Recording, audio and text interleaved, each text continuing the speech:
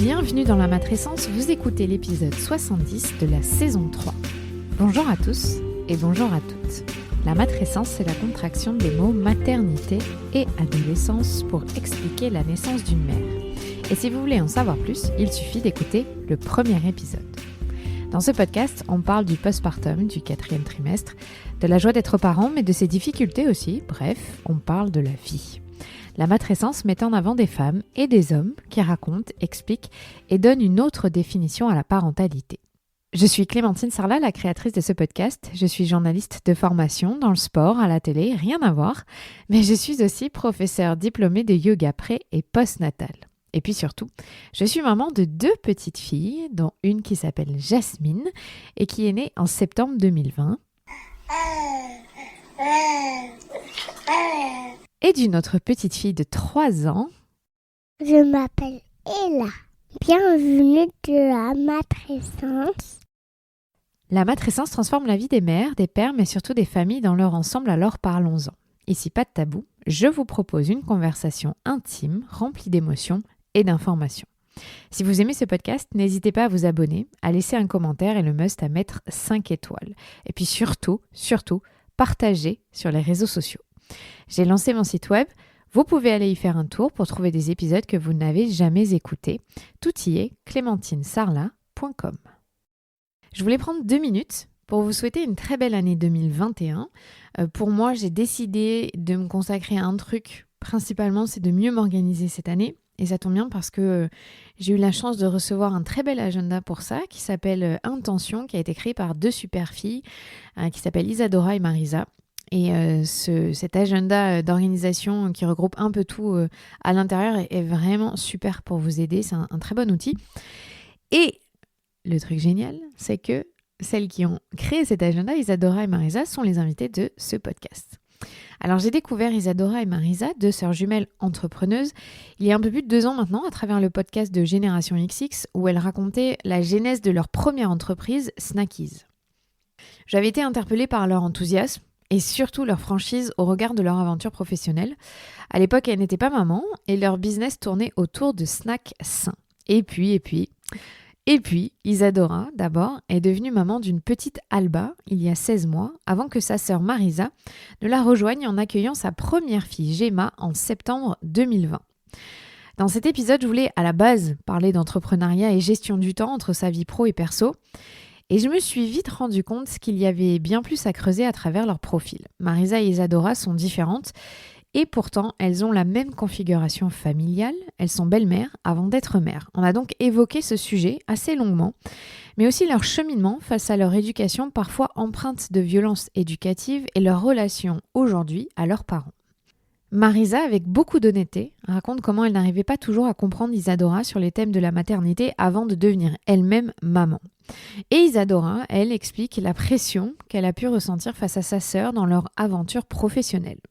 En 2020, après plusieurs années passées à faire grandir Snackies, elles ont réfléchi à faire pivoter leur entreprise au moment où Marisa est tombée enceinte. À 32 ans, elles avaient envie de créer une entreprise plus alignée avec leurs valeurs et leur nouveau mode de vie de maman entrepreneur.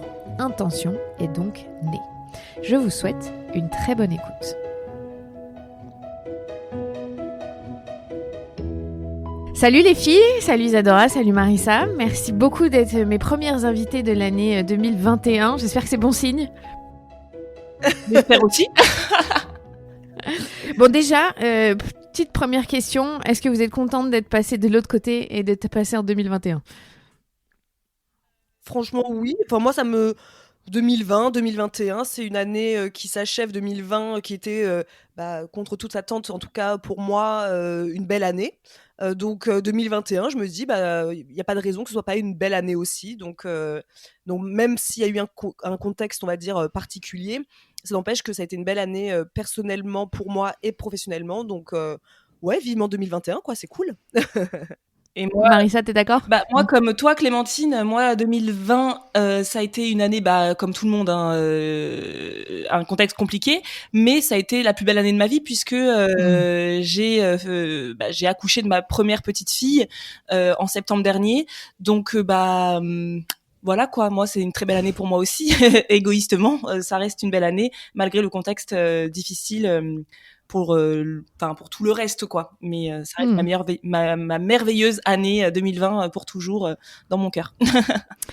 Alors, vous êtes jumelles, je l'aurais dit en introduction. Vous êtes maman toutes les deux et vous êtes belle-maman toutes les deux. Alors, juste avant qu'on commence cette interview, j'étais en train de vous faire remarquer que vous aviez exactement la même configuration familiale.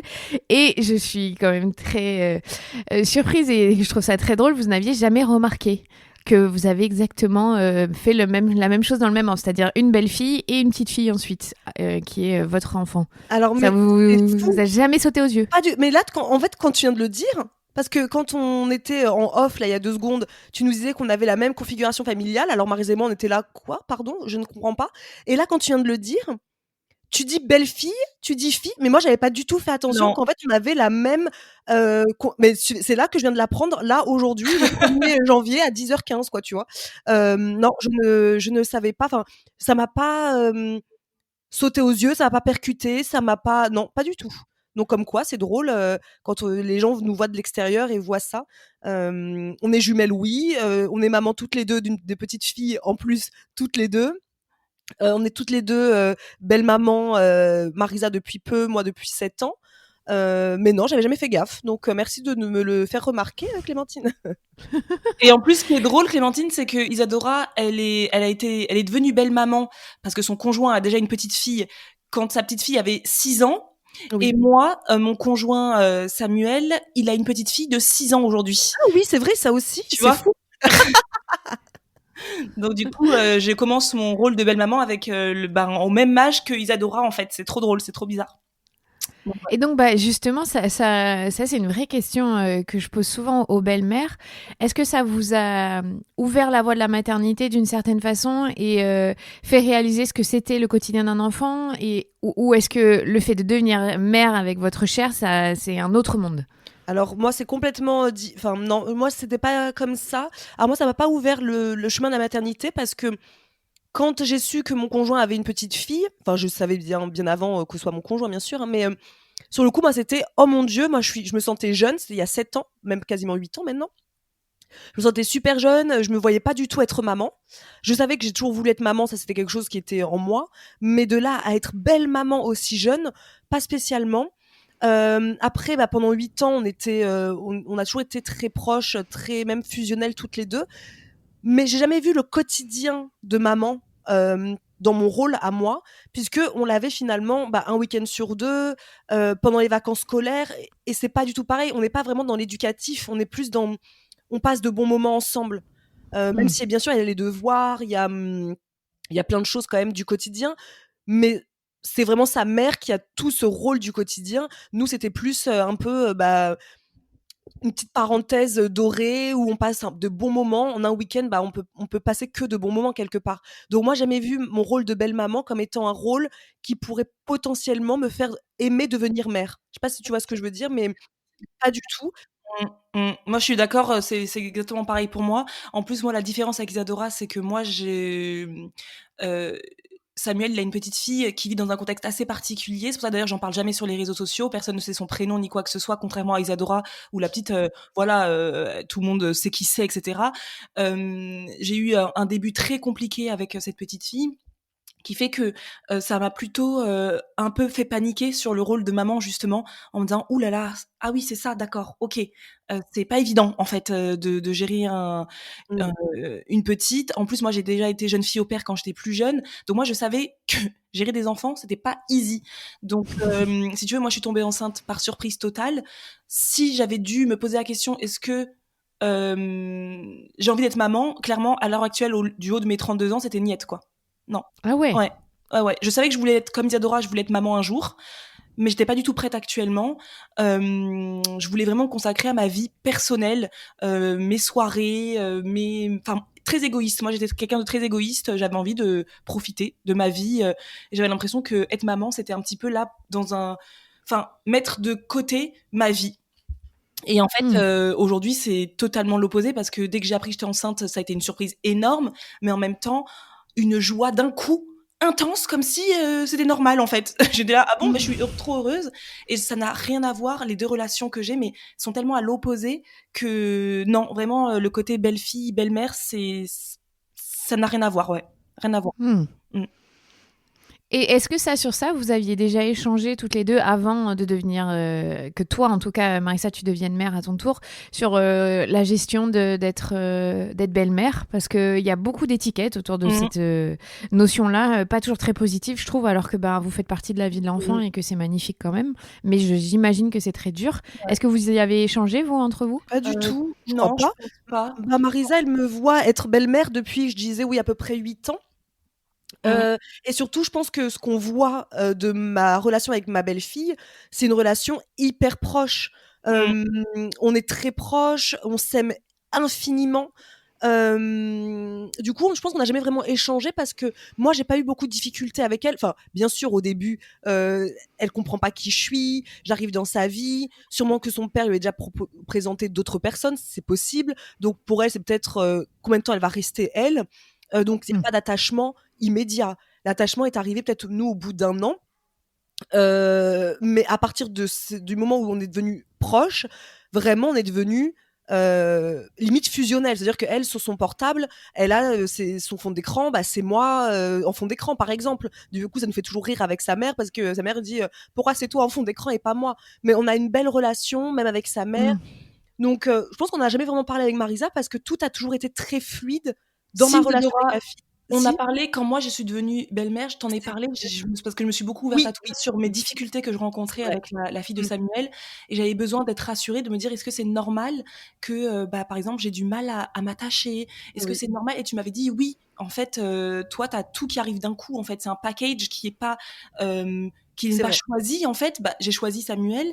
Je ne savais pas tout de suite, forcément, quand tu rencontres une personne, tu ne sais pas tout de suite qu'il a tout son passif derrière. Et c'est vrai que je m'étais ouverte à toi en disant, voilà, c'est difficile pour moi de trouver ma place, difficile pour moi. Et tu m'avais dit, mais c'est normal, Marisa. Enfin, c'est pas toi qui l'as mise au monde. Tu ne la vois que 1 jour et demi tous les 15 jours. C'est difficile de créer une relation comme ça. Donc, je m'étais quand même vachement ouverte à toi.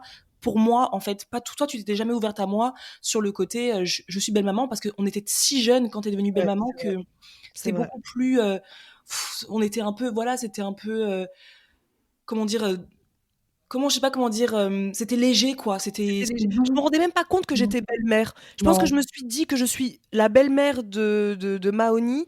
Elle devait avoir, c'était peut-être il y a 5 ans, ça a mis 3 ans, je pense, pour me rendre compte que j'étais une belle-mère, et surtout que je me rende compte que elle fait partie intégrante de notre vie de famille, mais pas que nous, tous les 3, mais vraiment de ma famille à moi aussi. Pour mes parents, Maoni, je dirais pas que c'est leur petite fille, mais c'est une personne vraiment qui fait partie de notre famille. Pour tout le monde, Maoni, c'est notre famille à tous. Donc non, c'est vrai que moi, j'ai une belle relation, mais c'est vrai que maintenant que Marisa le dit, c'est vrai que la première année, c'était très difficile avec Maoni, parce qu'elle cherchait à me piquer un petit peu, à me faire un petit peu partir. Mais c'est vrai que c'était il y a 8 ans, donc maintenant j'ai même oublié. Maintenant on en rigole. Maintenant elle va avoir 13 ans ou 14 ans, je sais plus. 13 ans 14 ans. 14 ans, elle va avoir là. Moi, je me suis arrêtée à 6 ans, je suis désolée.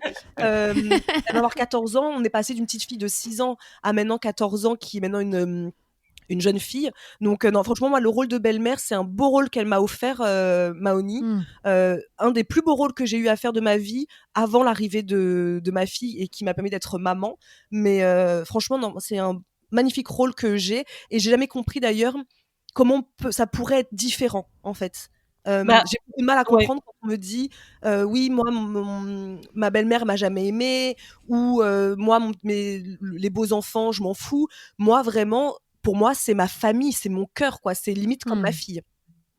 Ouais, moi ça me rassure, en fait, quand j'entends Isadora dire ça. Je me dis c'est rassurant, parce que moi aujourd'hui je peux comprendre, en fait, les personnes qui vont dire j'ai du mal à m'attacher, j'ai du mal, parce que même si ça reste des enfants, et moi la fille de Samuel, je la trouve adorable, vraiment j'en prends énormément soin, mais c'est vrai que moi je suis émotionnellement quelqu'un d'assez bloqué, on va dire, et du coup c'est vrai que ce côté attachement que tu avais toi avec Maoni, j'espérais exactement la même chose, quoi. Je me disais ça va être la même chose avec la petite, quoi. Et en fait je me rends compte que pas du tout. Et du coup, ça me rassure de voir que bah non, toi, ça t'a mis 3 ans pour l'estimer belle maman, etc. Alors que moi, bah c'est tout nouveau, quoi. Bah oui, ouais. Donc là, ce qu'il faut retenir, c'est que ça prend du C'est temps. ça. Et l'attachement, ça prend du temps. Selon Exactement. la longueur, c'est normal. Mais Ouais. on est une inconnue qui arrive dans leur vie quand même. Bah Hein. oui. Et c'est une inconnue qui arrive dans ma vie aussi. C'est la même Mhm. chose des 2 côtés, en fait. Elle arrive avec son passé, son éducation qui n'est pas du tout la même que moi, par exemple, je ferais pour ma fille à moi. On n'a pas du tout, enfin, tu vois, c'est tellement de choses qui sont à prendre en compte, que chacun rentre dans l'espace de l'autre. C'est pas évident. C'est pas évident dans les premiers temps. Alors, Isadora, t'es devenue mère avant Marissa, même bien avant, quasiment 1 an et demi, c'est ça? Oui, Ça fait, elle a 15 mois, ta fille? Elle a 16 mois, oui. 16 mois, voilà. Je tiens pas assez bien les comptes, tu vois. Et du coup, est-ce que tu as eu, toi, la sensation, là, tu as quand même un peu de recul maintenant sur cette maternité, de traverser une matrescence, d'avoir la sensation que ça change une partie de toi, de ton identité? Complètement. En plus, j'adore parce que moi, j'écoute bien sûr tous tes épisodes et quand j'adore entendre les femmes dire ça, mais j'aurais jamais imaginé que ce soit le cas. Pour moi, le jour où je serais devenue mère, ça m'aurait changé un petit peu mon statut, on va dire, limite social, quoi, tu vois. J'aurais eu de l'amour pour un enfant, mais voilà. Ça m'a changé, ça m'a fait grandir, ça m'a donné confiance en moi. Alors déjà, j'ai pas confiance en moi de base, et ça depuis toujours. J'ai toujours pas énormément confiance en moi, mais il y a quand même une différence entre la Isadora avant Alba et la Isadora après Alba. C'est vraiment ce côté, je me sens plus confiante, je me sens plus sûre de mes choix, je me sens plus affirmée. Et je me sens même aussi plus, quelque part, un peu plus douce. J'ai toujours été celle de la famille un peu douce, un peu la bonne oreille, l'épaule sur laquelle on vient un peu s'épancher. Mais là, je me trouve vraiment hyper apaisée. Pour moi, ça a été un chamboulement. Autant parce que c'est difficile, c'est pas tous les jours facile avec un bébé, mais autant parce que je me sens plus femme, bizarrement. Je me sens plus femme. Je vais avoir 33 ans là. D'ailleurs, c'est bizarre de le dire quand je dis ça tout haut. J'ai l'impression de toujours avoir 20 ans, mais non, pas du tout. Et je me sens beaucoup plus mature, plus femme maintenant que je suis maman. Alors que je me sentais femme il y a 2 ans aussi, hein. Mais c'est complètement différent. C'est une autre forme de féminité que je me suis découverte. Et toi, Marissa, alors tu as accouché à la plus belle date, puisque c'est la même que ma première fille, le 21 septembre dernier, en 2020.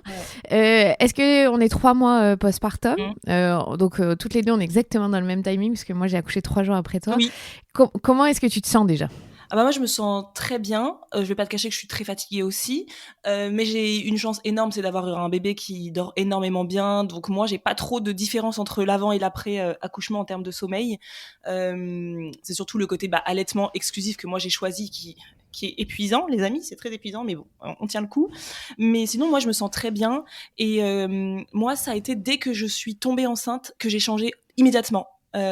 C'est très très bizarre parce que comme je te disais tout à l'heure, je n'avais pas prévu de tomber enceinte parce que j'ai rencontré Samuel il y a pas si longtemps que ça finalement, et je suis tombée enceinte très vite, et on a décidé de garder cet enfant. Alors à la base j'avais pas vocation à devenir maman tout de suite, mais je me suis dit non, moi je veux garder ce bébé, on sait jamais, ça se trouve c'est ma seule chance, on ne sait pas. Et dès que je suis tombée enceinte, je crois que dès que j'ai su que c'était une fille, j'ai immédiatement shifté d'un coup, quoi. C'était devenu, je suis une maman, immédiatement. Ça m'a changé, et comme Isadora, moi je suis devenue beaucoup plus sereine, parce que moi, contrairement à Isadora, ça a toujours été la sereine de la famille, la calme, la douce, la gentille, et moi j'ai toujours été l'agressive de la famille. Moi, si tu veux, c'est toujours Marisa, on va pas trop lui parler de choses parce qu'elle peut tout de suite rugir, quoi. Moi je suis la nana qui va tout de suite bondir, ouais. Ah ouais, moi je rugis très vite. Je suis quelqu'un de très speed, qui parle très fort, voilà, et qui a vraiment un caractère. Il faut s'accrocher, quoi. Et c'est vrai que dès que je suis tombée enceinte, dès que j'ai appris que j'allais être maman d'une petite fille, alors que moi j'étais certaine de tomber enceinte d'un petit garçon, parce que justement mon côté un peu agressif, je sais pas pourquoi j'ai toujours pensé que j'aurais des petits garçons. Jamais je pensais tomber enceinte d'une fille, parce que la fille ça a ce côté doux, et moi je me disais j'ai pas la carrure pour m'occuper de petites filles, quoi. Moi c'est des garçons, c'est des bonhommes, quoi, tu vois. Et je sais pas, dès que j'ai su que c'était une petite fille, j'ai shifté d'un coup, j'ai changé, et tout le monde me dit, même sur les réseaux, t'es devenue beaucoup plus sereine, Marisa. Tu parles beaucoup plus doucement. Mais ouais, j'ai shifté. Mais pourquoi? Aucune idée. Mais j'ai shifté d'un coup avant même qu'elle n'arrive dans ma vie. Et alors là, maintenant qu'elle est avec moi, mais ouais, j'ai l'impression d'être complètement différente de la Marisa d'il y a 9 mois plus 3 mois, quoi. Et est-ce que ça vous a fait peur à toutes les deux, ce changement, ou est-ce que vous l'avez accueilli à bras ouverts et très sereinement, justement? Moi, très sereinement, parce que je pense que c'est ce dont j'avais besoin. Je pouvais pas continuer encore les 30 prochaines années à être tout le temps dans l'agression, en fait, les gens sur les réseaux, là, ils vont peut-être m'écouter, s'ils viennent de mes réseaux à moi, ils vont se dire: «Ah bon, Marisa, t'es agressive?» Mais oui, enfin, sur les réseaux, évidemment que je suis agréable parce qu'en général, je suis quelqu'un de très gentil, je suis agréable. Mais quand on a des discussions où je ne suis pas d'accord, des trucs comme ça, je suis dans l'agressivité. Et je trouve qu'aujourd'hui, je raisonne de façon beaucoup plus posée. Et ça me bouleverse pas. Au contraire, je trouve que c'est un beau cadeau qu'elle m'a fait, ma fille, de venir sur Terre pour m'apaiser aussi. Et bien sûr, nous, on est persuadés dans la famille, parce que nous, on a tous vu dans la famille que Marisa est devenue beaucoup plus douce, que c'est beaucoup plus facile de lui parler. Et surtout, moi, je trouve que Marisa, elle a eu. Gemma lui a vraiment ouvert l'esprit. Alors, Marisa a toujours été quelqu'un d'ouvert d'esprit, parce qu'on a toujours été une famille comme ça.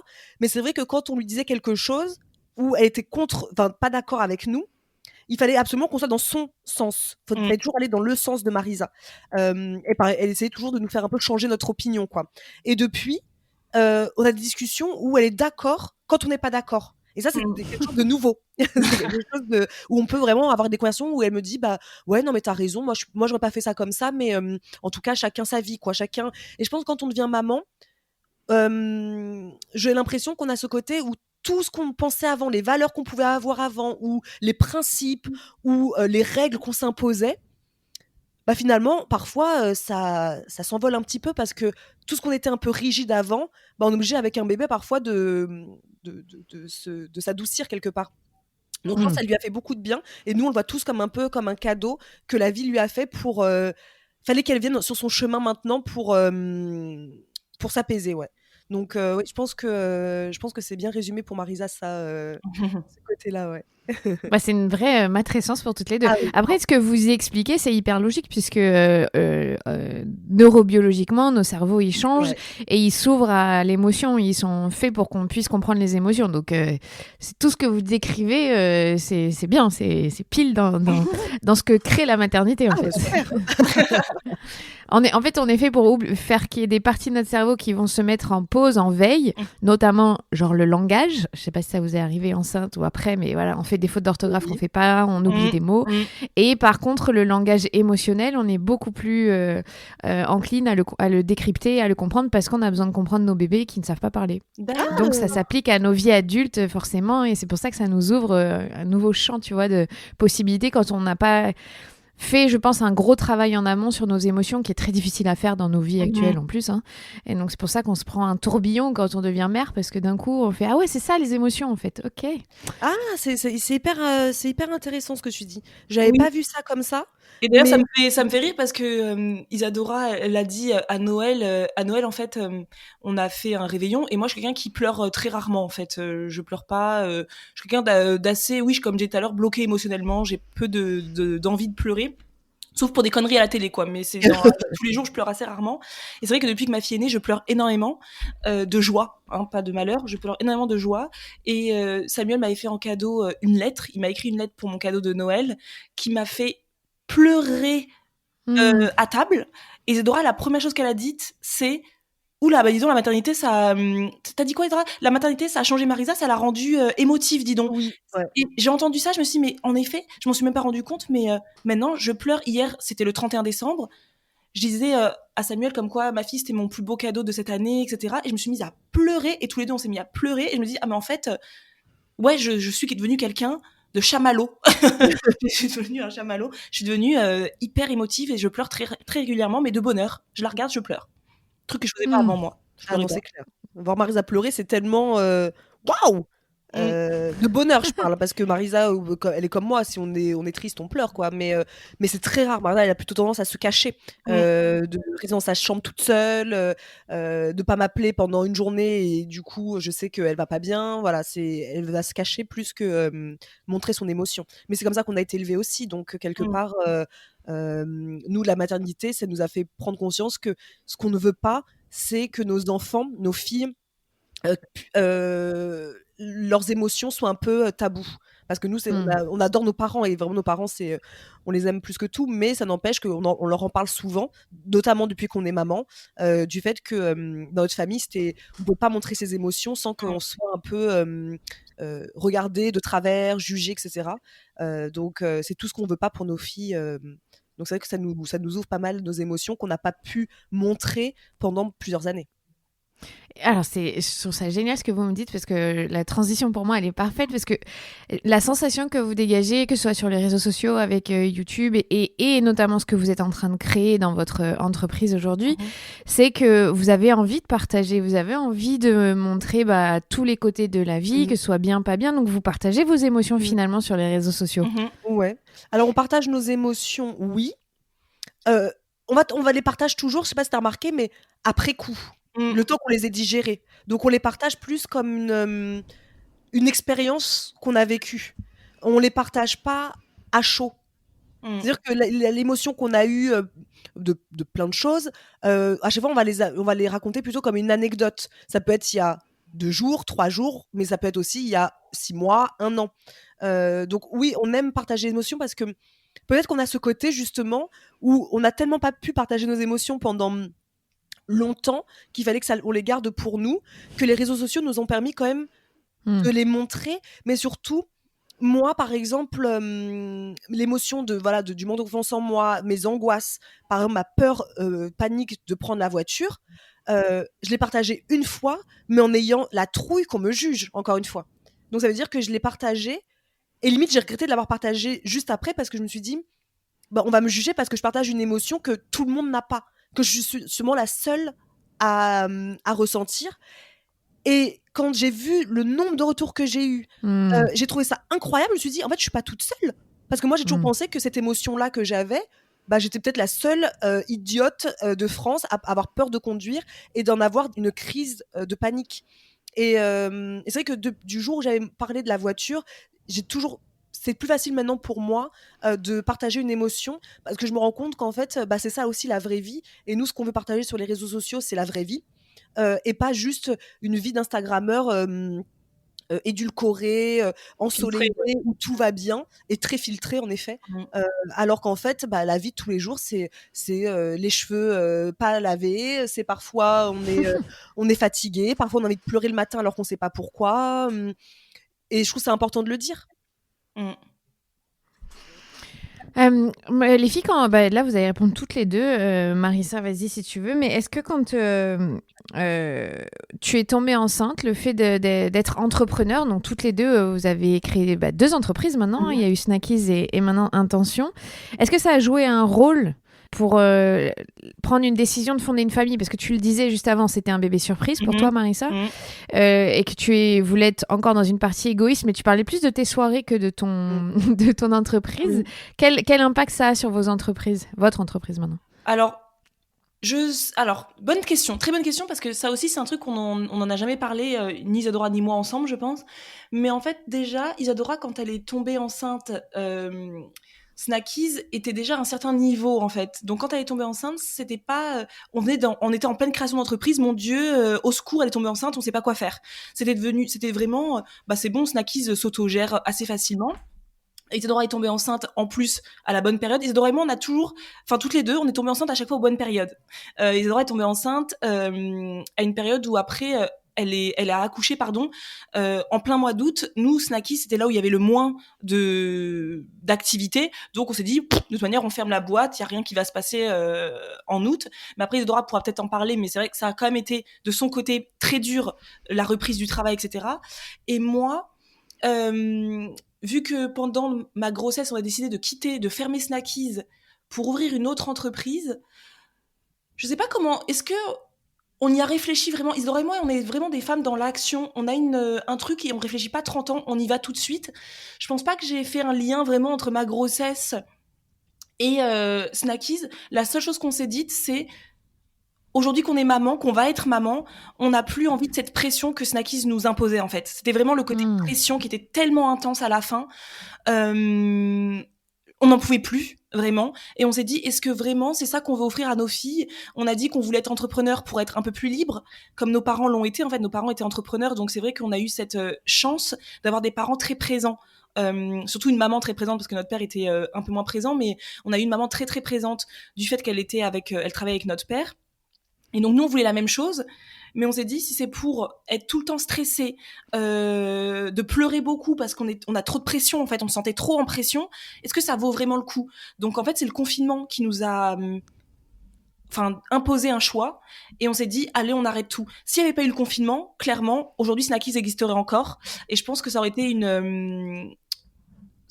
été un peu compliqué, je pense, pour moi de gérer et Snackies et ma fille et ma maternité. Donc non, je suis hyper égoïstement, je suis assez reconnaissante de ce confinement qui nous a fait ouvrir les yeux et prendre une vraie décision. Pas facile parce que fermer une entreprise, c'est vraiment pas évident, mais on n'a pas eu le choix. On s'est dit il faut qu'on fasse un choix et aujourd'hui c'est on ferme une entreprise pour ouvrir une autre entreprise qui est déjà plus alignée avec nos valeurs à nous, mais aussi avec notre vie actuelle.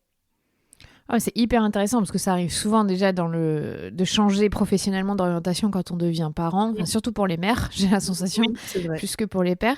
Donc Isadora, ça m'intéresse vraiment de comprendre ton retour après avoir eu ta fille, parce que est-ce que quand tu es entrepreneur, tu as pu prendre un congé maternité? Est-ce que tu t'es arrêtée ou est-ce que non, tu as toujours continué? Alors, déjà, juste pour revenir sur Marisa qui disait par rapport à la grossesse, etc., et par rapport à Snackies, moi, Alba, c'était un bébé qui était prévu, dans le sens où dans notre tête, c'était on veut un enfant maintenant. Donc, du coup, on fait en sorte de l'avoir.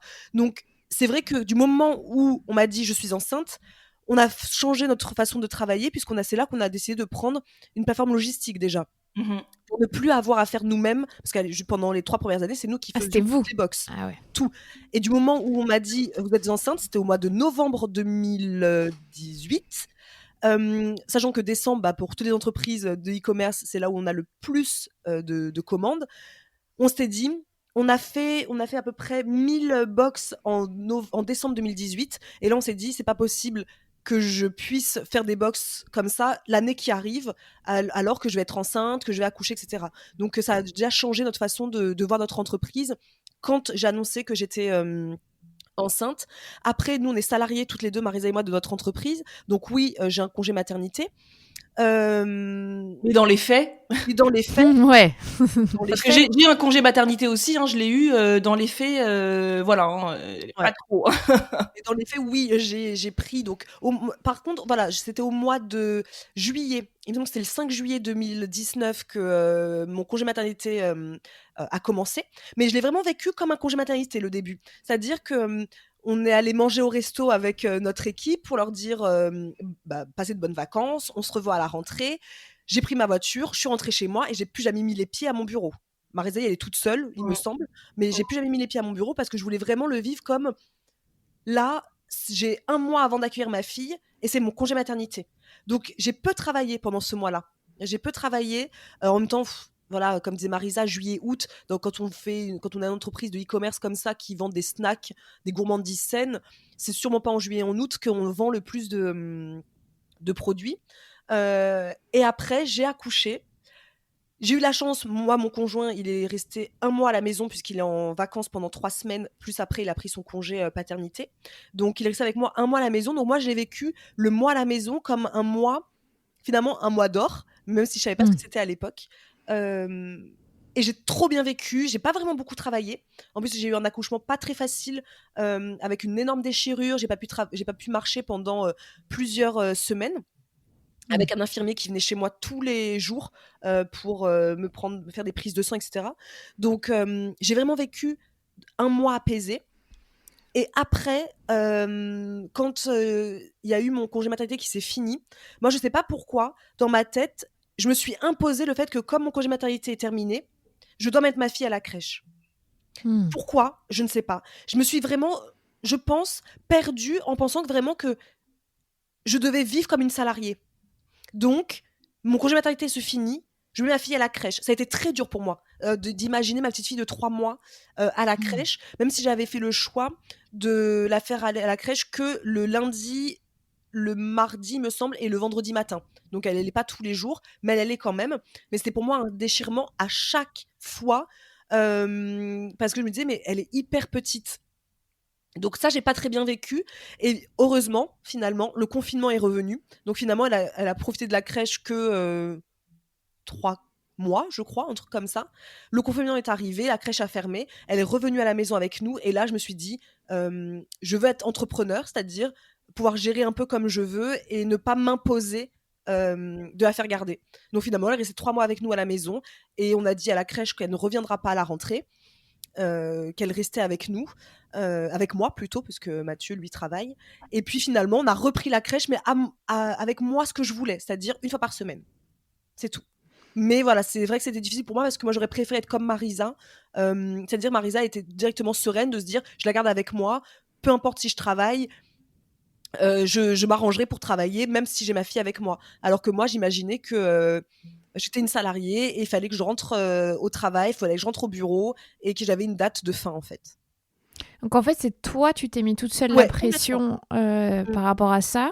Mm. Et peut-être parce que, comme ce que tu disais, tu t'imaginais juste devenir mère et que basta, ça changerait rien. Et que t'avais pas préparé l'après, quoi, en gros. Ouais, et puis je pense aussi que Marisa n'était pas maman à l'époque et avec aucun projet de le devenir. Non. Mais aucun. Et puis quand on parlait maternité, Marisa, ça l'intéressait pas du tout. Donc je pense que je me suis mis la pression de me dire, je peux pas laisser Marisa aller au bureau toute seule. Elle va peut-être me le reprocher un jour si moi je reste à la maison parce que j'ai un bébé et alors que finalement c'est mon choix d'avoir un bébé et je peux pas l'imposer à l'équipe qu'on a. Peut-être que je me suis mis cette pression-là de me dire quel serait le regard de mon équipe si je restais à la maison pour travailler. Peut-être. Oui, je peux pas te le dire comme je ça, mais pense que c'est tout à fait ça, Isadora, vraiment. Et en toute honnêteté, je vais être très franche, et je crois qu'on l'a jamais dit, Isadora et moi, parce que voilà, on en a jamais parlé. Je pense que je l'aurais reproché à Isadora, parce que comme Isadora le dit, moi, la maternité, ça ne m'intéressait pas. Ça veut dire que moi, les personnes qui, quand elles venaient maman sur les réseaux sociaux et qu'elles parlaient de maternité, allez, ça, hop, c'était viré parce que je me disais c'est bon, on va pas parler de maternité maintenant qu'on est maman. Je n'avais aucune vraiment conscience de ce que le pouvoir de la maternité. Vraiment, c'est incroyable et je mets au défi toute personne qui devient maman de ne pas avoir envie après de partager ce côté maman, etc. Et je pense que quand on devient maman, on a plus de compassion aussi pour les autres mamans.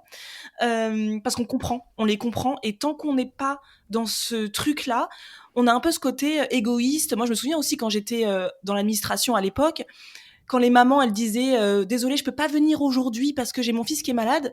Je me disais, oh punaise. D'ailleurs, du coup, je me retrouve toute seule en réunion, quoi. Super, merci, quoi. Non, mais franchement, voilà, j'étais vraiment la meuf. Elle me saoule, quoi. Franchement, moi, les mères, c'est pas possible, quoi. Ça me saoule.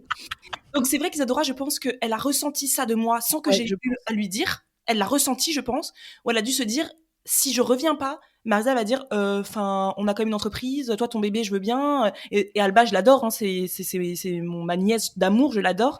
Mais je pense que, ouais, je aurais dit, ouais, bon, un peu, stop. Alors qu'aujourd'hui que je suis maman, mais Isadora, demain, elle tombe enceinte, je fais, mais prends ton temps, pars, reste avec ta fille, etc. Et je dirais ça à toutes les mamans maintenant, prenez votre temps. Mais à l'époque, je pensais pas à ça. Et aujourd'hui, je le ressens parce qu'aujourd'hui, moi qui suis maman, on reçoit au quotidien des messages sur les réseaux qui disent pourquoi vous faites plus de vidéos YouTube? Ah ça y est, maintenant vous délaissez complètement YouTube. Ah non mais non. Ouais, franchement, je peux vous assurer, je vous mets au défi aussi d'être maman, de vous occuper d'un bébé qui a 3 mois et de faire des vidéos sur YouTube, de travailler en même temps, de faire ceci, cela, d'être maman, mais d'être aussi une femme, d'être aussi une conjointe. Donc du coup, maintenant, je me dis, ouais, je les comprends. Ouais. Alors que moi, au début, la maternité, c'était oui, bon, bah, c'est bon, t'as accouché, tu donnes le biberon, on n'en parle plus.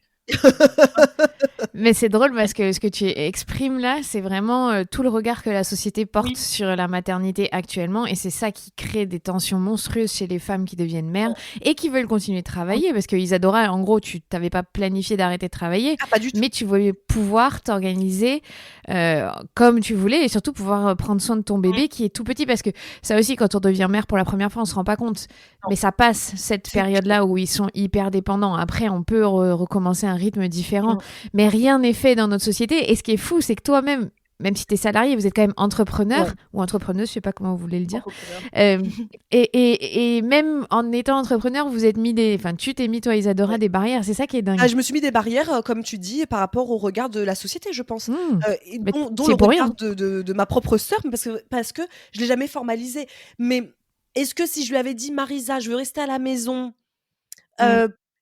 et Marisa, en plus, c'est moi qui l'avais fait venir à Angers pour qu'elle travaille avec moi. On a pris des bureaux ensemble. Quelque part, c'était comme si quelque part, pour moi, peut-être au fond de moi. Mais là, je te dis ça comme ça, alors que à l'époque, je pensais pas spécialement ça. Mais est-ce que au fond de moi, je me disais pas, ce serait comme trahir Marisa parce que maintenant, moi, j'ai ma petite vie avec ma petite fille, et Marisa va se retrouver toute seule au bureau et toutes les journées toute seule comme ça au bureau. J'avais quelque part cette impression qu'il fallait que je montre ma présence et en même temps que je montre ma présence avec ma fille. Donc d'où le choix d'avoir fait au début 2 jours et demi de crèche par semaine pour avoir un peu ma fille et un peu le bureau. Donc je me suis complètement imposé ça. C'est Et ça. parfois quand je regarde ma fille, après heureusement pour moi en tout cas, le confinement est arrivé et du coup j'ai pu reprendre mes esprits en me disant c'est quoi ma priorité dans la vie là. C'est oui, j'adore mon travail et ça c'est sûr, mais ma priorité dans la vie ce sera toujours ma fille. Donc ça m'a fait reprendre un peu mes esprits, mais s'il n'y avait pas eu le confinement, ça aurait continué comme ça et je pense que elle aurait grandi et j'aurais eu peut-être un regret finalement de m'être imposé un choix qui est un choix que j'ai fait de salarié. J'aurais été salariée comme à l'époque au Gary Lafayette, j'aurais pas eu le choix, bon bah c'est comme ça.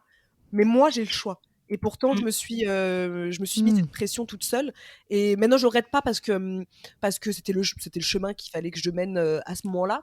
Mais comme je dis souvent à Marisa ou même à Mathieu, si on en a un deuxième, je ferai pas du tout la même chose, mais pas du tout.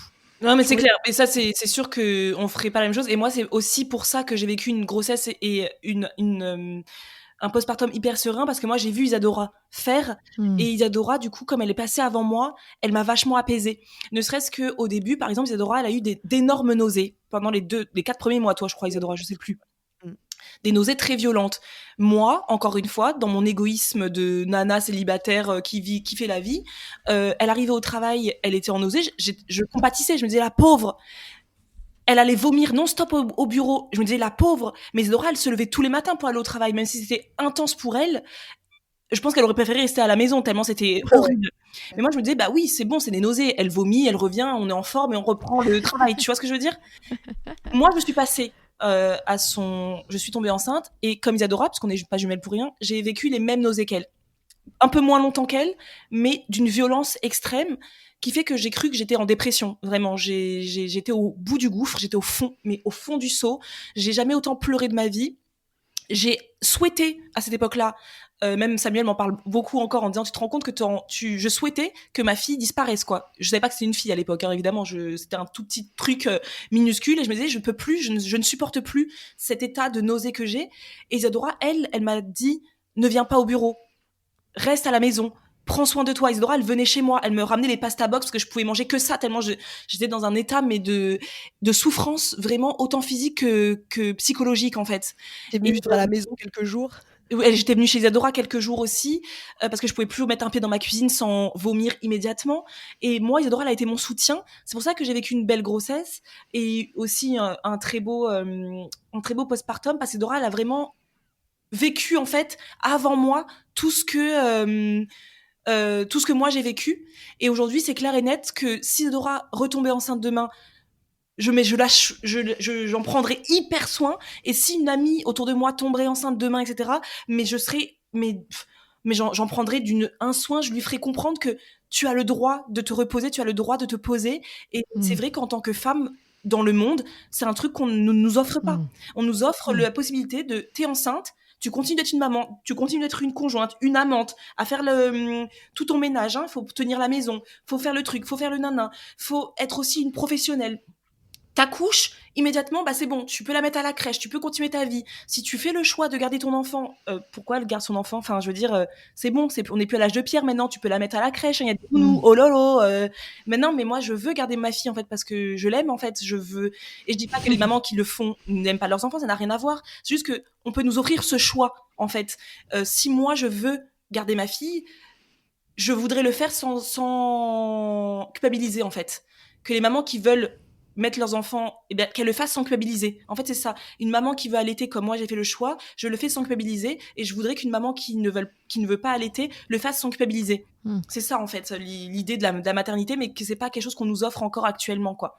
Donc, on est dans la pression, tout le temps, pression. Mais qu'est-ce que vont dire les autres? Et c'est ouf de se rendre compte que Isadora, elle a vécu cette pression-là, mais en interne, dans la famille. Et ça, quand on écoute ça, c'est incroyable, quoi. Bah en fait, finalement, Isadora, elle t'a fait à toi un très beau cadeau, Marisa, parce qu'elle t'a permis de pouvoir vivre sereinement une grossesse. Elle t'a autorisé à avoir ce moment en suspension dans ta carrière et dans ta vie et de prendre soin de toi. Exactement. Et ça, c'est clair. Je te remercierai jamais assez, Maïsa. Attendez, parce qu'on n'a jamais parlé comme ça, Marisa et moi, et là, j'ai l'émotion qui monte. Non, mais c'est vrai que Isadora, elle m'a laissé la place. Où moi je l'ai pas fait égoïstement, et encore une fois les gens vont dire mais Marisa en fait c'est une grosse connasse, parce que si les gens regardaient leur j'ai été comme toi, je vais dire j'ai été une grosse connasse comme ça. Tu vois, Isadora, elle avait fait une vidéo sur ses angoisses. Isadora était très angoissée à une période de sa vie où moi je l'ai pas comprise non plus. C'est notre grande sœur qui l'a comprise, qui l'a aidée, qui lui a tendu la main. Moi, à l'époque, j'étais pareil, dans mon égoïsme le plus profond, mes soirées, mes trucs. J'étais tellement dans l'hyperactivité, je comprenais pas pourquoi elle restait en pyjama toute la journée dans la maison. Donc, j'ai pas été présente. Elle l'a dit dans la vidéo que moi-même j'ai montée, parce que c'est moi qui monte nos vidéos YouTube à l'époque. Et j'en avais chialé parce que je me dis, en fait, je suis une grosse connasse. En fait, je suis vraiment la meuf qui comprend pas. Et c'est vrai que la maternité, aujourd'hui, on en parlait, m'a beaucoup apaisée. Et je me rends compte qu'en effet, aujourd'hui, il faut comprendre qu'on n'a pas tous les mêmes émotions. Isadora, elle a vécu des angoisses. Moi, je le comprends pas. J'avoue, encore aujourd'hui, je comprends pas le côté de crise d'angoisse. C'est quelque chose qui ne me parle pas. Mais j'ai vu Isadora le faire. En faire des crises d'angoisse. Je me dis aujourd'hui, je suis apte à aider une autre personne. Malheureusement, j'ai pas été celle qui aidait Isadora, mais aujourd'hui, en tout cas, je referai pas la même erreur. Si quelqu'un autour de moi tombait dans les crises d'angoisse, je saurais que je peux prendre en compte sa douleur, en fait, sa souffrance. C'est quelque chose que moi, je ne savais pas avant. Je prenais pas en compte la souffrance des autres. J'étais vraiment dans mon truc à moi, bim bam boum, mes petites soirées, ma petite vie, mon petit égoïsme, quoi. Donc c'est important, je pense, que les gens se rendent compte en fait que les souffrances des autres, ce que les autres vivent, a une importance, et qu'il faut pas juste vivre que tout le temps dans l'égoïsme, quoi. Mais j'ai été une connasse, ouais. Désolée. Désolée. Et Isadora, tu disais que vous avez jamais parlé vraiment de tout ça? Pas du tout, jamais. C'est la première fois qu'on parle, que j'entends Marisa dire ça. C'est la première fois. Non, on n'en a jamais parlé. Après, comme je t'ai dit, on a été élevés dans cette espèce. Je pense que c'est une éducation qu'on a tous eu. Enfin, pas tous, hein, bien sûr, mais que beaucoup d'entre nous dans notre génération on a eu. C'est-à-dire des parents qui nous permettaient pas spécialement d'exprimer nos émotions. Et du coup, nous, on parle pas. Voilà, on est une famille où, maintenant qu'il y a les petites filles, on a ouvert la parole pour tout le monde. Mais avant, les filles, on ne parlait pas, on n'exprime pas nos émotions. Et du coup, moi, j'ai fait mes crises d'angoisse toute seule. À part ma maman et ma grande sœur, en effet, personne ne comprenait vraiment, donc je me sentais seule et j'osais pas le dire. Et parfois, du coup, je me faisais violence de faire des trucs que je voulais pas faire pour ne pas qu'on me juge. Et c'est toujours eu ce côté-là de il faut faire ce que la société veut que je fasse. C'est-à-dire avoir un beau sourire, toujours, être une petite fille bien sage, impeccable, une bonne élève à l'école, une bonne professionnelle quand j'étais au Gary Lafayette, par exemple, sans avoir la possibilité, le droit de dire « j'en peux plus, j'en ai marre, laissez-moi tranquille ». Ça, on nous a pas autorisé ça, en fait, quand on était petite. Et on a eu la même éducation, hein, tous les 4, finalement, dans la famille, et on a grandi avec ça. Et c'est vrai que c'est maintenant que j'ai ma fille que je dis tout le temps à Mathieu, je refuse qu'Alba n'ait pas le droit de dire ses émotions. Qu'elle n'ait pas le droit d'exprimer ses émotions. Si elle veut pleurer, elle pleure. Si elle veut crier un petit peu, bon, pour ce qu'elle crie, mais bon, elle peut crier, elle a le droit. Je suis là pour l'accompagner. Alors que nous, on était plutôt dans si je je pleure à table, par exemple, ma mère, elle nous disait, on pleure pas à table. Arrêtez de pleurer, tout de suite, arrêtez de pleurer. Ou bah, quand il y a des invités, va dans ta chambre, faut pas que on te voit pleurer. Voilà, nous, c'est comme ça qu'on a été plutôt élevés. Et maintenant, on en parle ouvertement maintenant avec ma mère. Elle le comprend. Elle comprend parce qu'elle s'adoucit aussi depuis qu'elle a les petits-enfants aussi. Elle pas du tout la grand-mère qu'elle est n'est pas du tout la mère que nous avons eue, par exemple. Nous, on a une femme en face de nous. Même nos conjoints nous disent, mais je vois pas de quoi vous parlez quand vous parlez de vos parents. Parce que moi, je vois une femme tellement douce, tellement... Oui, les petits-enfants l'ont apaisé beaucoup, mais c'est pas nous ça qu'on a eu quand on était petits. Nous, on avait plus peur de notre mère. On avait très peur de notre mère. C'est ça, on était effrayés par notre mère à l'époque, et surtout, à savoir que c'est parce que elle, sa maman l'a effrayée aussi. En fait, c'est que ça, hein. Tu regardes, c'est qu'un historique familial, c'est tout, hein. Notre mère, elle est pas née comme ça pareil, elle a une maman qui l'a complètement traumatisée, et elle pensait peut-être en ayant des enfants qu'elle allait changer, et en fait, finalement, elle s'est rendue compte que, bah non, pas du tout. Et après, en plus, elle a divorcé, elle a été mère célibataire un temps, etc. Donc je pense que tout ça, en fait, c'est tout ce contexte a fait qu'on a eu une maman, oui, qui nous a fait peur, et auprès de qui on n'a osé pas se confier. Et c'est clair que nous, on veut pas que nos filles soient comme ça. Moi, je dis toujours aussi à ma fille, elle a que 3 mois, tu as le droit d'être qui tu veux, en fait, et toutes tes émotions sont valides, en fait. Non, mais c'est chouette ce que vous dites, que vous avez réussi à briser un cercle familial, vous avez réussi à ouvrir des conversations, à apaiser des tensions, et sans la maternité, vous seriez peut-être pas arrivé à ce niveau-là. Et je pense que sans la maternité et aussi sans les réseaux sociaux, on n'y serait pas non plus. Parce que moi, j'ai découvert grâce aux réseaux sociaux que la parole se libérait, en fait. Parce que les réseaux sociaux, il y a plein de choses. Les gens vont dire souvent c'est négatif. Les gens qui sont pas sur les réseaux vont dire oh vous Instagram vos conneries, etc. C'est superficiel. Oui, si on fait le choix de regarder du côté de la superficialité. Mais moi je fais le choix de regarder au quotidien sur les réseaux sociaux des sujets très intéressants qui me font grandir et qui m'éduquent aussi. Et je me suis rendu compte qu'en fait grâce aux réseaux sociaux les gens avaient plus la liberté de s'exprimer à travers un écran. C'est plus facile auprès de gens que tu ne vois pas aussi. C'est plus facile. Et des podcasts comme le tien aussi, Clémentine, que moi au début Isadora m'en parlait de ton podcast, je suis désolée Clémentine, mais j'en avais rien à carrer, quoi. J'en avais rien à carrer. Elle me disait regarde, écoute cet épisode de Clémentine. Oui, enfin moi je m'en fiche, en fait la maternité ça m'intéresse pas. Donc je disais pas ça à Isadora, hein. J'étais là ah ok d'accord, mais j'allais jamais l'écouter. Dans le reste ça m'intéresse pas ton truc.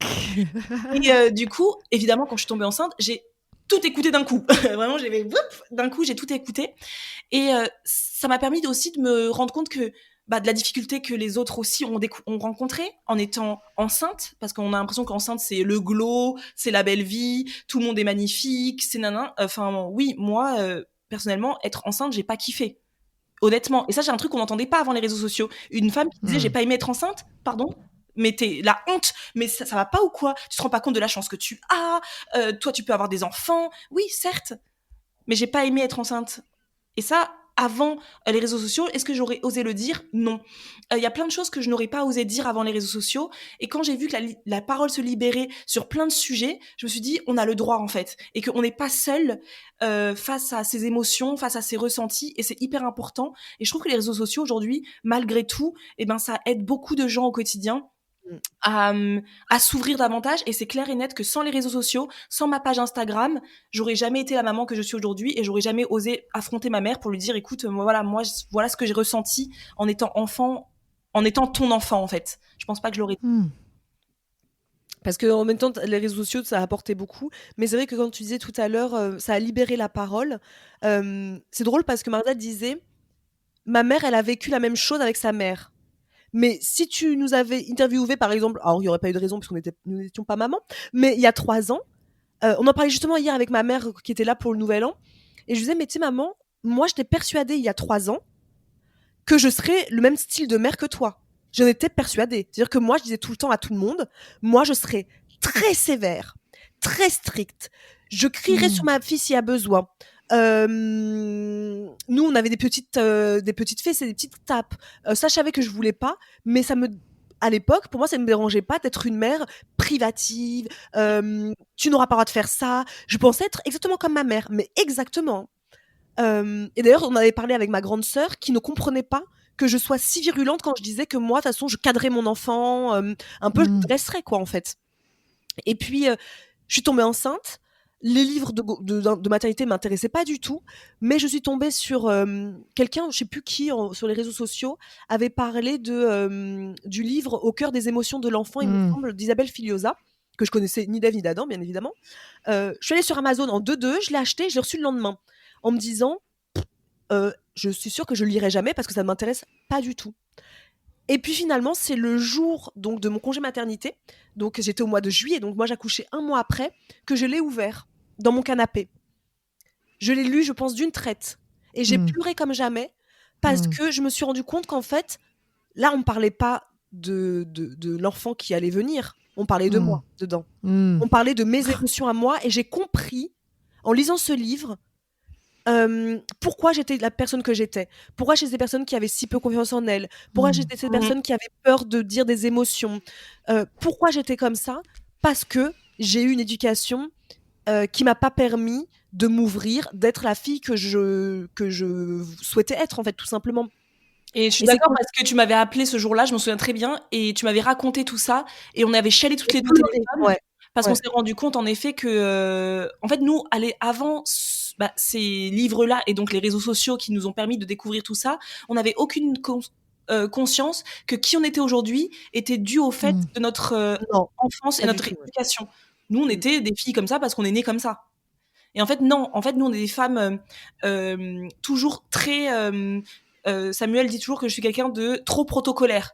Il dit, faut toujours que tu respectes tout le temps les règles. Oui, je trouve qu'il respecte tout le temps les règles parce qu'on a une maman qui est militaire. Hein, son métier, elle était militaire. Et qui nous a inculqué que tout doit être toujours tiré à 4 épingles sur nous, dans notre maison. Tout devait être vraiment parfait, lisse, nickel. Et devant les autres. Devant les autres aussi, toujours le masque, on doit sourire, même si on n'est pas très heureux, etc. On est des filles qui voulons toujours plaire aux gens. C'est pour ça qu'on a toujours eu des bonnes notes à l'école, parce qu'il faut toujours que les maîtresses nous aiment, que les professeurs nous aiment. Parce que tout ça, parce qu'on n'a pas eu de la part de nos parents, on était de très bonnes élèves, jamais nos parents nous ont dit « Félicitations les filles, vous êtes de très bonnes élèves, c'est bien ». Non, donc nous, il fallait qu'on trouve l'aval et l'approbation des gens plutôt que ceux de nos parents. Et c'est pour ça qu'aujourd'hui, on est comme ça. On a envie que les gens nous aiment. On est des personnes très susceptibles dans le sens hypersensible. Si on nous dit c'est nul ce que vous avez proposé comme contenu, on va vraiment, nous, on n'est pas comme les youtubeuses qui vont dire on en a rien à cirer. Ah non, nous, ça peut nous mettre down dans toute la journée parce que on a toujours ce besoin que les gens nous aiment. Et ça vient clairement de notre éducation. Mais ça, on s'en est rendu compte avec ce livre. Ouais. Et quand après elle est venue à Angers, on a eu la chance un jour d'Isabelle Filiosa qui est venue à Angers faire une conférence gratuite. Je me suis inscrite. Marisa, pourtant, n'était pas du tout maman et n'était pas prête de l'être. C'est ça qui est drôle. Mais tu as voulu m'accompagner. Moi, j'avais pris une place que pour moi et elle m'avait appelée pour me dire mais t'as pris que pour toi et moi je veux venir aussi. Je m'étais assagie déjà, tu vois. Hein? Je m'étais assagie déjà, tu vois. Ouais, grave. Parce qu'elle a voulu venir avec moi et vraiment, j'ai adoré cette conférence parce que je me suis dit ah ouais, mais en fait, elle parle. Pour moi, je ne pensais pas à ma fille à ce moment-là. Je pensais que, pour moi, elle parlait de moi. Elle parlait de moi, de mon enfance. Et bizarrement, la femme que j'étais qui disait que je serais comme ma mère, grâce à Isabelle Filiosa, finalement, même si elle ne le sait pas, mais je pense qu'elle a fait cet effet à beaucoup de gens qui ont qui ont pris le parti, en tout cas, de la lire. Ça m'a complètement ouvert à une autre façon de gérer la maternité. D'éduquer mon enfant et finalement l'éducation pas obligatoirement obligée d'être une espèce d'adulte face à son enfant, une espèce de combat de boxe, pas du tout, mais j'ai découvert finalement à la fin de ma grossesse et j'ai découvert moi vraiment quand Alba on va dire elle avait 2-3 mois puisque c'est là que je suis tombée dans ton podcast dans je sais plus comment elle s'appelle le docteur, je sais jamais comment on dit Guégan Guégan.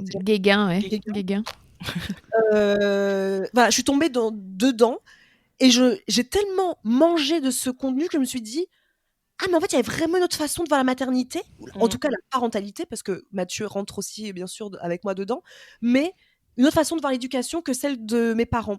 Et c'est drôle parce que du coup, maintenant, on en parle vraiment facilement avec ma mère, qui parfois ne comprend pas certaines choses, mais parfois elle comprend, et même parfois je la vois qu'elle a les larmes aux yeux, parce que ça lui... Je pense que mon père m'a dit hier soir, encore une fois, j'aurais aimé que, à notre époque, nous ayons la même chance que vous, de toutes ces informations que vous pouvez avoir aussi facilement.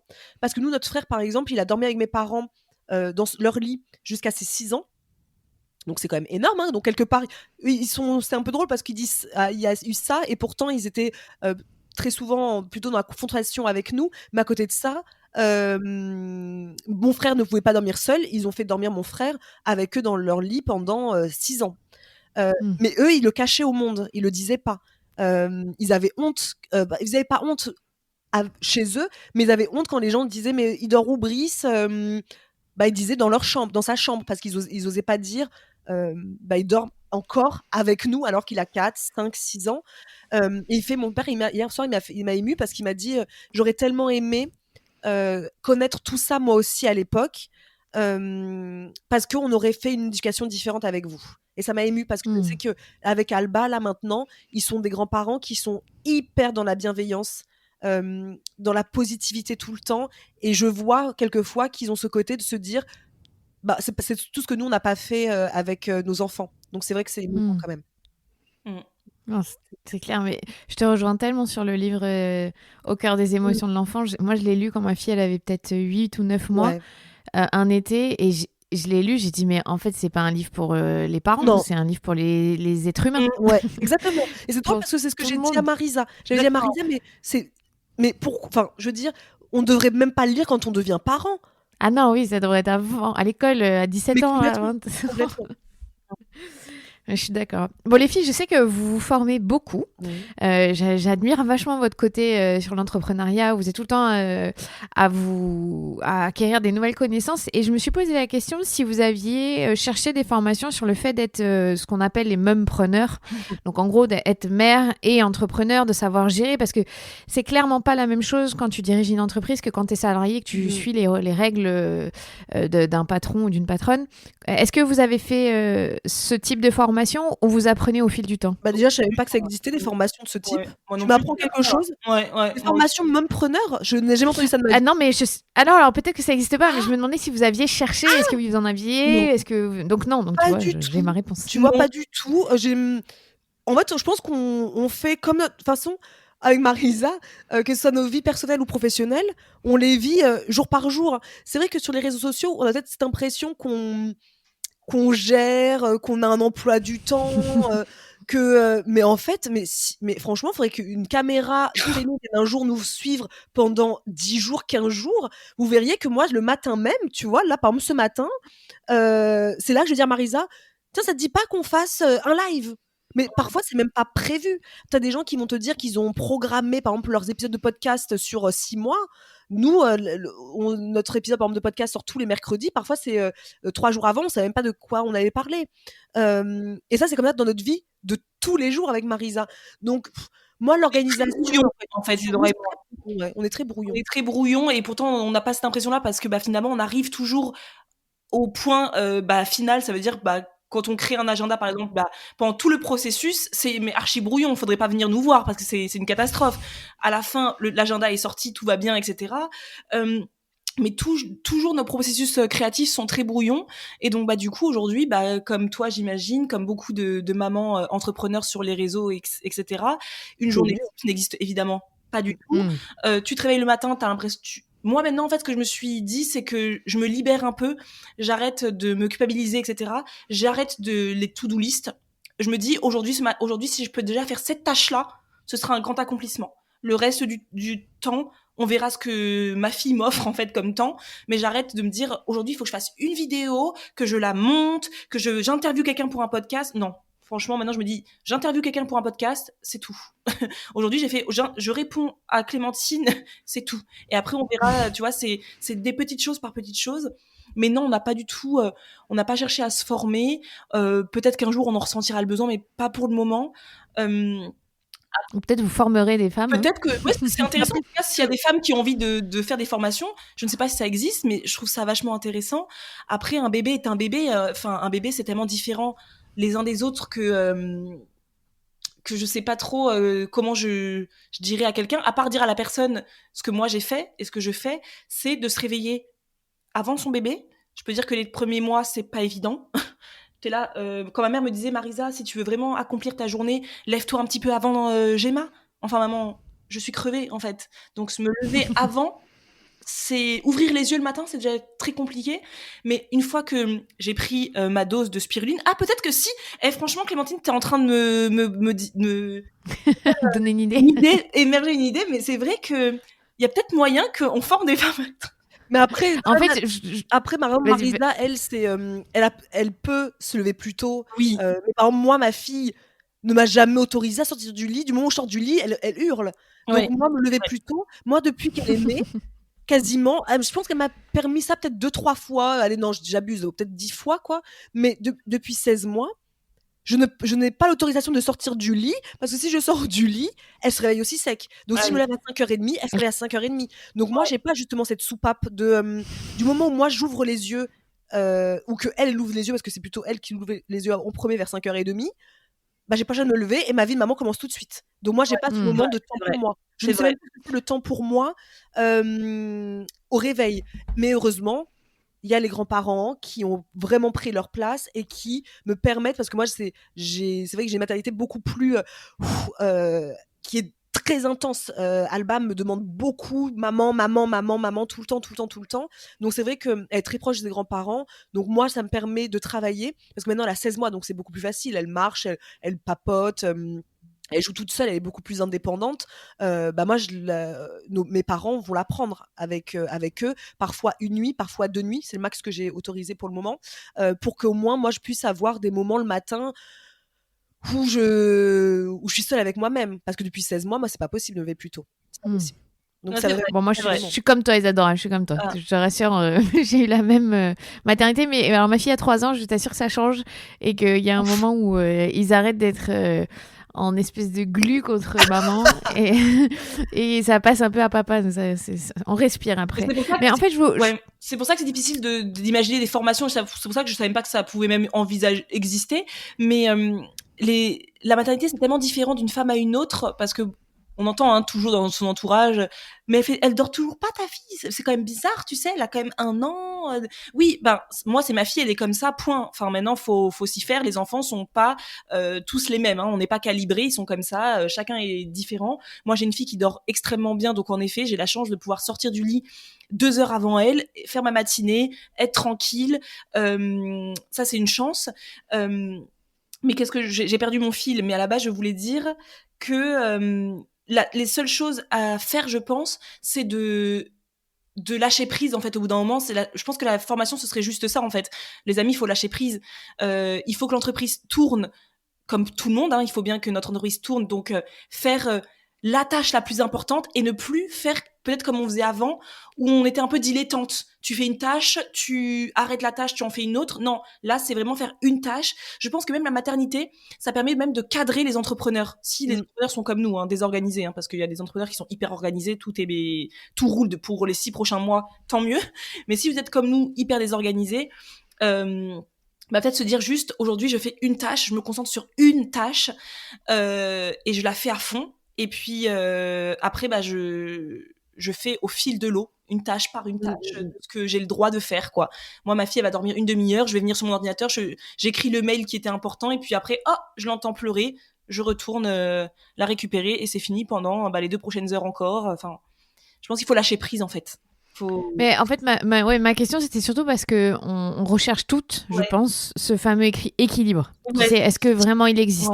Moi, je sais, quand on m'a posé la question, j'ai dit que pour moi, il n'y a pas vraiment, ça n'existe pas, c'est un leurre. Il y a des fois, on a des priorités qui sont plus importantes que d'autres. Et donc, c'est le curseur. Donc, ça m'intéressait de voir comment vous, en travaillant ensemble, mais à distance et avec vos enfants à la maison, comment est-ce que vous arriviez à vous organiser ? C'était quoi ? Est-ce qu'il y avait une règle que vous suiviez ou est-ce que c'était au jour le jour ? Nous, c'est complètement au jour le jour. Et puis de toute façon, moi, comme je te dis, la mienne, elle a 16 mois. Elle va à la crèche le mercredi, mais le reste des jours de la semaine, elle est 2 jours avec moi et le reste, elle est avec mes parents. Donc moi déjà, j'ai attendu quand même ce côté de la voir marcher, être, indépendante, sûre d'elle, parce que c'est vraiment un bébé qui non, oui, voilà, qui sait ce qu'elle veut, quoi. Elle adore ses grands-parents, donc moi, c'est le lundi, elle est toute la journée chez ses parents, enfin chez ses grands-parents, donc je sais que moi, j'ai une journée pour vraiment faire mes tâches et finalement, je suis réglée dans le sens où le lundi, bah, moi, je fais toutes mes tâches, de travail. Le mardi, elle est avec moi toute la journée et donc c'est vraiment elle, je me focus sur elle, et je travaille pas spécialement sur mon PC, mais je vais plutôt faire, tu sais, par exemple, tout ce qui est, contenu, photos, des choses comme ça, parce qu'elle va cuisiner avec moi et puis je vais prendre les photos pendant qu'elle joue, par exemple. Donc voilà, il y a pas d'équilibre, mais en Non. tout cas, je trouve que l'équilibre arrive «plus facilement» entre guillemets, quand l'enfant commence à devenir un peu plus autonome. Mmh. Là, à 3 mois, je vois pas comment c'est possible Mmh. d'imaginer un équilibre. À Ouais. 16 mois, c'est pas toujours facile, mais quand même, il y a une certaine, autonomie de sa part qui fait que parfois pendant 2 heures, elle joue toute seule. Elle joue toute seule dans le salon. Bah, moi, je me dis: «Ah OK, donc bah, j'ai 2 heures pour moi pour répondre par exemple à mes messages sur Instagram», par exemple. Ouais, et c'est vrai qu'il y a pas d'équilibre dans le sens où, moi j'ai une petite de 3 mois et c'est vrai que des jours où je finis souvent mes journées hyper frustrée. Donc je peux pas dire, je vais pas faire croire aux gens que oui, je gère toute ma journée, je sais être maman et en même temps je suis chef d'entreprise, ouh, tout va bien. Ah, pas du tout. Il y a des jours où je pleure parce que elle a pas dormi, parce que elle a pas fait la sieste et moi je voulais faire la vidéo que sur YouTube parce que pareil, je me mets une pression tout le temps au quotidien de me dire j'ai pas mis de vidéo sur YouTube depuis 3 semaines. Mon Dieu, mon Dieu, mon Dieu. Donc du coup, je me sens frustrée. En même temps, du coup, je l'ai au sein et je suis là. Tu peux limite, j'ai envie de lui dire dépêche-toi de téter, tu vois. Donc tout ça, non, il y a pas d'équilibre pour l'instant et je veux pas que les gens croient en nous regardant que on gère tout. Mmh. Non, on fait parce qu'on a une entreprise à faire tourner parce que bah, c'est ce qui nous fait vivre aussi. Faut pas non plus, on n'a pas le choix. Mais en même temps, on fait ce qu'on peut quoi. Au quotidien, c'est vraiment moi, je me dis tout le temps, je fais ce que je peux. C'est tout. C'est tout. Peut-être qu'un jour on aura une clé à partager intéressante, mais pour l'instant c'est fais du mieux que je peux et puis c'est tout quoi. Et est-ce que toi, Marissa, ça t'a fait peur de devenir mère et te dire que tu allais avoir moins de temps pour ton entreprise et que ça allait être difficile à gérer? Non, j'ai pas eu peur parce que je me pose pas ce genre de questions. Je me suis pas posé ce genre de questions, j'ai pas eu peur parce que le fait d'avoir shifté l'entreprise fait qu'aujourd'hui on a une entreprise 100% digitale. Donc le fait d'avoir une entreprise digitale fait que tu peux aussi travailler de ton téléphone, par exemple. Donc moi, évidemment, je travaille parfois dans des positions cheloues. Je suis dans mon lit, comme ça, ma fille dort dans les bras, je réponds à des trucs. Euh, avec Snacky, je pense que j'aurais paniqué, ouais. Avec Snacky, c'est parce que fallait faire les box, fallait gérer les fournisseurs, fallait tout ça.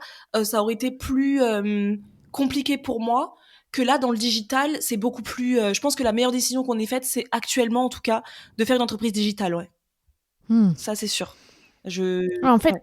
je comprends quand je vous ai posé la question en tout début sur vous êtes contente de passer en 2021, que vous m'ayez dit que finalement l'année 2020 pour vous ça vous a libéré beaucoup de choses, du temps, de la pression, même si c'était une année dure, on ne met pas du tout, remet pas en cause le vécu d'autres personnes, mais pour vous, pour votre modèle économique, vos familles, au final ça a été un bénéfique. Complètement. Ouais. Le confinement nous a permis d'oser se dire on n'en veut plus en fait. On veut plus de cette vie-là, on veut une autre vie.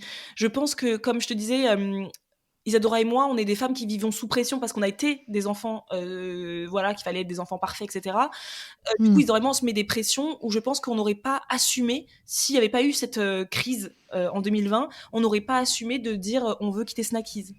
On l'aurait pas dit, on aurait continué parce que c'est comme ça, parce qu'il faut continuer, parce qu'on est Isadora et Marisa de Snackies. Et le confinement nous a permis de se dire, écoute Isadora, est-ce que tu as vraiment envie de continuer ? Non. Qu'est-ce qu'on fait ? On arrête ? Oui. Alors bien sûr, notre famille a été choquée. On s'est dit, mais vous êtes tarés ou quoi ? Votre entreprise, en 2019, on a fait presque 1 million de chiffre d'affaires, 1 million d'euros de chiffre d'affaires. Donc ils sont là en train de dire, mais quoi ? Pardon ? Vous êtes cinglés ? Mais non, en fait, on s'est dit, est-ce qu'on veut vraiment cet argent ? Oui, c'est très bien, hein, mais moi, moralement, psychologiquement, psychiquement, je suis plus là, quoi. Je suis plus apte à continuer ma vie comme ça. D'autant que je vais être maman, je sais que je vais péter un boulon, en fait. Je pense qu'on aurait pu frôler le burn-out si on avait continué Snackies en étant maman. C'est possible, ouais. Donc on a mis le haut là avant. La 2020, ça a été une belle, pour nous, une belle transition et une belle année pour nous de découverte et de découverte de nous. C'est Oui. vrai que moi, en 2021, c'est mon objectif, c'est moi, d'apprendre à me connaître moi, avec peut-être mes blessures d'enfant, etc., mais pour encore mieux accompagner ma fille quelque part. Hmm. Alors, il y a un dernier volet que je voulais aborder avec vous parce que à la base, votre entreprise, c'était les snacks sains et tout tournait autour vous avez beaucoup partagé autour du rééquilibrage alimentaire et je trouve que c'est un sujet passionnant au niveau de la maternité et du postpartum. Et déjà, je voulais savoir votre rapport au corps en postpartum. Il est comment aujourd'hui? Alors moi, 16 mois plus tard, alors moi, mon corps n'est plus du tout le même. Mais alors, quand je me vois en photo, même parfois en vidéo, parce que c'est ça qui est aussi le truc d'être sur les réseaux sociaux, c'est qu'il y a des photos de toi, des vidéos de toi partout. Donc, tu veux pas louper ce à quoi tu ressemblais avant.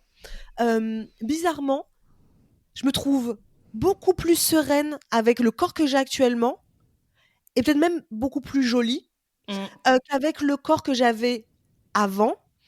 Qui était un corps, voilà, j'étais très contente du corps que j'avais, mais là, j'ai l'impression de me dire, je me sens apaisée. C'est plutôt quelque chose que je regarde, si tu veux. C'est-à-dire que je rate plus, alors que pourtant, il ressemble pas du tout à celui d'avant. J'ai un bidou en bas. Il me reste, ça aussi, c'est vrai qu'on n'en parle pas sur les réseaux parce que sur les réseaux, les personnes qui sont mamans, tu vois tout de suite qu'elles ont retrouvé leur shape d'avant, elles te font des photos de malades, etc. Et toi, t'es là, bah moi, en fait, il me reste encore 6 kilos à perdre. Ma fille, elle a 16 mois. Comment ça se passe? Moi, j'ai toujours pas perdu mon poids de grossesse. Enfin, pas tout en tout cas. Mais je suis complètement hyper en phase avec ça et hyper. Alors oui, il y a des moments où tu te sens un peu moins bien parce que tu as mal dormi et tu te dis je me trouve moche, mais ça c'est comme tout le monde.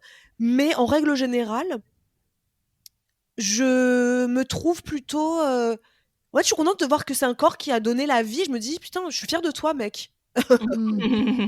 C'est clair. Non, moi, c'est un peu différent parce que moi, ça fait 3 mois que j'ai eu ma fille. Alors, au tout début, le corps, j'en avais rien à cirer parce que franchement, quand tu souffres, parce que, bah voilà, moi, j'ai pas eu de déchirure comme Isadora, j'ai eu de la chance. Et je me dis, mais quand t'as une déchirure, ça doit être tellement plus douloureux. Moi, j'ai trouvé ça douloureux déjà l'après-accouchement, que le corps, franchement, je n'avais rien à cirer. Je voulais juste m'apaiser, en fait, tout simplement. Et après, là, aujourd'hui, je suis dans une phase où je suis fatiguée en ce moment. Donc, comme je suis fatiguée, je vois un peu tout en sombre. Donc, je me dis, oh là là, mon corps, etc. Mais alors qu'il y a 3 semaines, quand j'étais moins fatiguée, parce que j'étais en mode spiruline intense, et bien, je me disais, mais c'est magique, la vie, le corps que j'ai, il est magnifique parce que j'ai donné la vie, etc. Donc moi, franchement, en ce moment, j'ai un rapport à mon corps qui varie selon mon état de fatigue. Mais c'est pas quelque chose, encore une fois, sur lequel je vais rester focalisée, parce que dès que je me sens fatiguée comme ça, je me dis, Marisa, il faut que tu reprennes une bonne alimentation, il faut que tu refasses une cure de quelque chose, il faut que tu reprennes tes baskets et que tu ressortes marcher avec ta fille, etc. Donc, ouais, mon rapport au corps est en dents de scie, mais quand je sens que je suis dans le négatif, c'est qu'il faut que je me dis, Marisa, il faut que tu te reprennes un peu en main, quoi. Voilà. Mais c'est pas évident, quoi. Mais après, j'estime que comme Isadora, moi, c'est un corps qui a donné la vie. Il sera plus jamais comme le corps que j'avais d'avant, où j'ai l'impression d'avoir, comme toi, tu dis, la matrescence. Et ben, j'ai l'impression qu'avant, j'avais un corps d'adolescente. Pourtant, j'avais 30 ans. Et qu'aujourd'hui, j'ai un corps de femme. Ouais, il a complètement changé mon corps, mais j'adore parce que j'ai l'impression d'avoir mûri, même physiquement, même sur mon visage, alors qu'il n'y a pas grand-chose qui a changé sur mon visage, mais j'ai l'impression d'avoir mûri. Et comme Isadora dit, j'ai l'impression qu'Isadora, pour moi, elle a grave embelli, ouais. Moi, je trouve qu'Isadora, elle est beaucoup plus belle, alors que je la trouvais magnifique avant, hein. Mais je trouve que sa grossesse l'a totalement épanouie et je la trouve magnifique aujourd'hui, ouais. Merci, ma sœurette. Avec plaisir. Et est-ce que ça vous a donné envie de...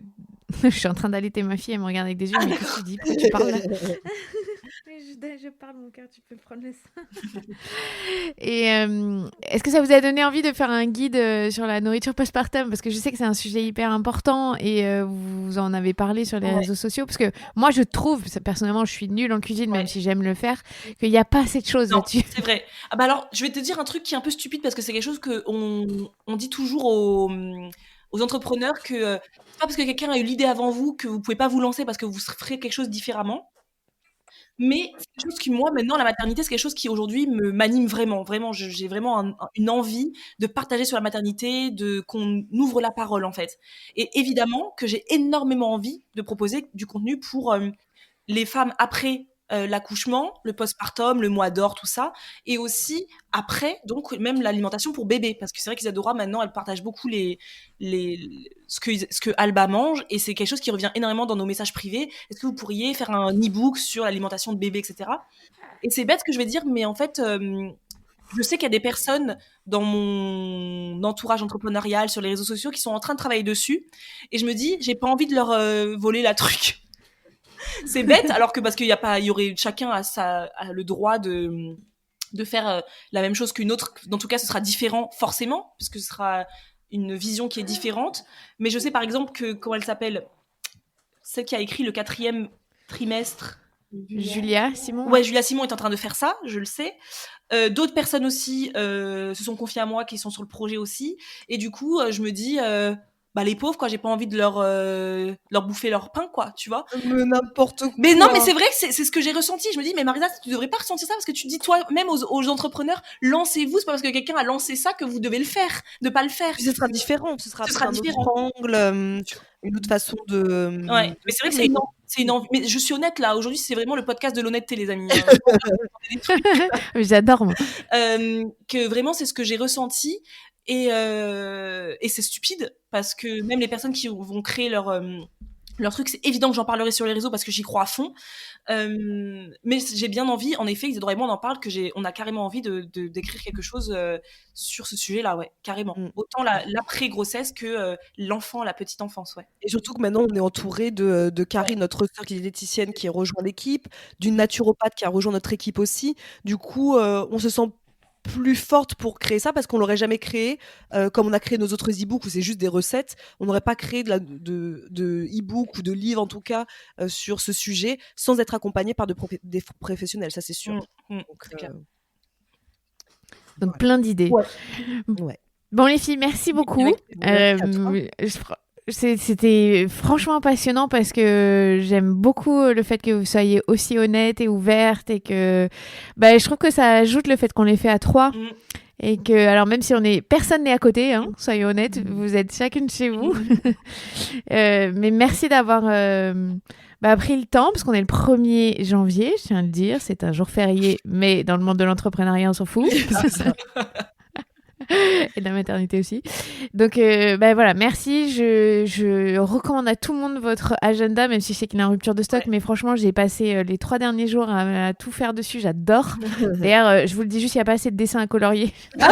Oui, c'est vrai. Je l'ai déjà terminé, je suis trop frustrée. Tu vois, c'est bon à savoir pour l'année prochaine, parce que moi, tu vois, c'est quelque chose qui ne me parle pas vraiment, de dessiner, de colorier. Je me rends compte que si, pour beaucoup, ça vous importe. Ah si. Ouais. Ah si, tu peux en mettre un par mois, il n'y a pas de problème. D'accord, hein. okay. C'est bon à savoir. Ouais. Je vous fais un petit retour client là maintenant.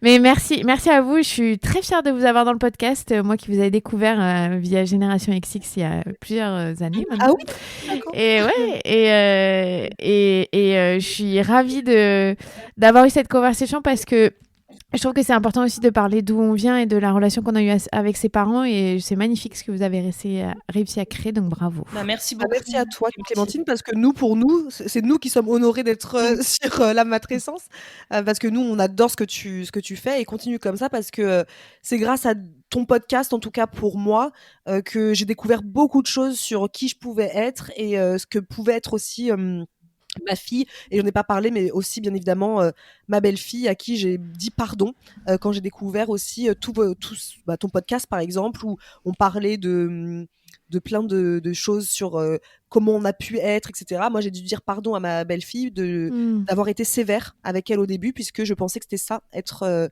parent. Donc c'est grâce à c'était peut-être un peu sur le tard, parce qu'elle avait 12 ans quand je lui ai dit, mais au moins elle sait que j'aurais pas fait comme ça si j'avais eu ton média, toi par exemple, dans les oreilles. Donc moi je recommanderais à 1000% le tien, parce que c'est hyper important que les parents puissent comprendre que l'éducation, il y a d'autres façons de voir l'éducation que celle qu'on a pu avoir nous aussi. Et ouais, mais moi je dirais la même chose. On finira sur ces moments, cette séquence émotion. Mais moi aussi, je pense que tu as sauvé mon postpartum parce que j'ai découvert grâce à toi le mois d'or que je ne connaissais pas. Et je pense que grâce à toi, j'ai eu un postpartum absolument magnifique, sans pression, sans stress. Bien sûr que j'ai pleuré, etc. Mais ça fait partie de la vie. Mais moi, je l'ai recommandé à ma sage-femme qui ne te connaissait pas, comme beaucoup. Je l'ai recommandé. Je lui ai dit, franchement, parlez-en à vos patientes parce que moi, ça m'a ouvert une maternité en tout cas très très très sereine et épanouie. Donc merci à toi pour ton travail parce que sans ton médium, en effet, j'aurais pas été une maman aussi épanouie après 3 mois de naissance, quoi. Merci beaucoup Clémentine. Bon, vous m'avez offert mes premières larmes de 2021. Merci. Merci, je suis très touchée. Merci à toi. À très vite. Merci.